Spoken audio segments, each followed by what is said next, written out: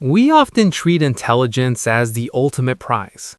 We assume that a higher IQ acts as a master key, opening doors to success, wealth, and ultimately a better life. But if you look closer at the world's most brilliant minds, you'll notice a recurring shadow.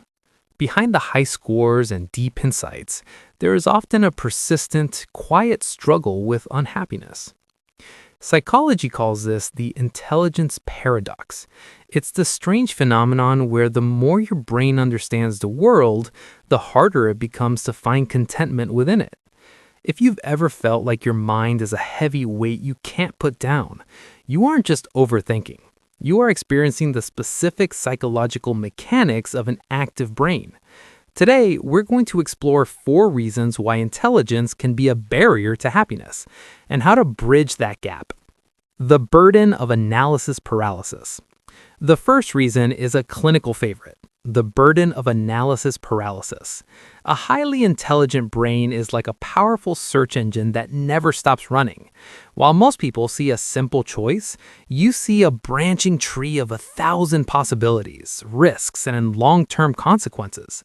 This is linked to the prefrontal cortex, the part of the brain responsible for complex planning. In a high IQ individual, this area is often hyperactive. You don't just make a decision, you conduct a simulation of every potential failure. This constant mental wargaming leads to decision fatigue. By the time you've chosen a path, you're too exhausted to enjoy the journey.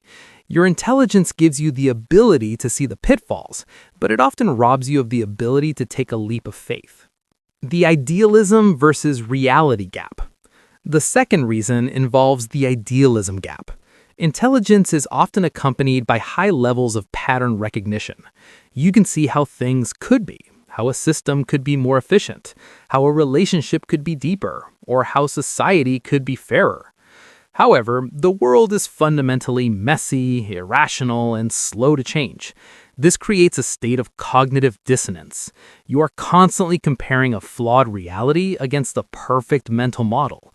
While others can find joy in a good enough moment, your brain highlights the missing pieces. You aren't being negative, you are simply aware of the delta between the ideal and the actual.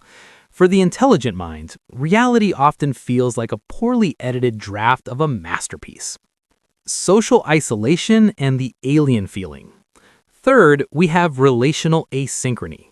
Humans are social animals, but we are wired to connect with people who share our cognitive wavelength. Statistically, the higher your IQ, the smaller your potential pool of deep connection becomes. When you process information faster or at a different depth than those around you, everyday conversations can feel superficial or even painful. You might feel like an alien speaking a language that no one else quite understands. This isn't arrogance, it's a genuine disconnect in communication styles. This often leads highly intelligent people to prefer solitude, which over time can trigger the default mode network to focus on self-criticism rather than social bonding, creating a cycle of lonely brilliance. Hyper-focus on the why instead of the what. Finally, there is the existential weight. A high-functioning brain isn't satisfied with the what, it craves the why. While others are focused on the daily tasks of living, work, chores, entertainment, you are likely prone to zooming out to the 30,000-foot view. You find yourself questioning the purpose of the routine, the meaning of the effort, and the finality of it all. This is known as existential depression. When you are constantly looking at the big picture, the small daily joys that fuel happiness, like a good cup of coffee or a sunset, can seem insignificant. Your brain forces you to look at the universe, but the universe is a very cold place to find warmth. The reframing. Conclusion. Being highly intelligent is not a curse, but it is a complex tool that requires a specific set of emotional skills to manage. Happiness for you won't come from ignoring your mind, but from learning to ground it. The secret lies in selective observation. It's the practice of using your intelligence to study the present moment with the same intensity you use to study a complex problem. You don't need to think less, you just need to think more tangibly. Which of these 4 points felt like it was written specifically for you? Let's talk about it in the comments.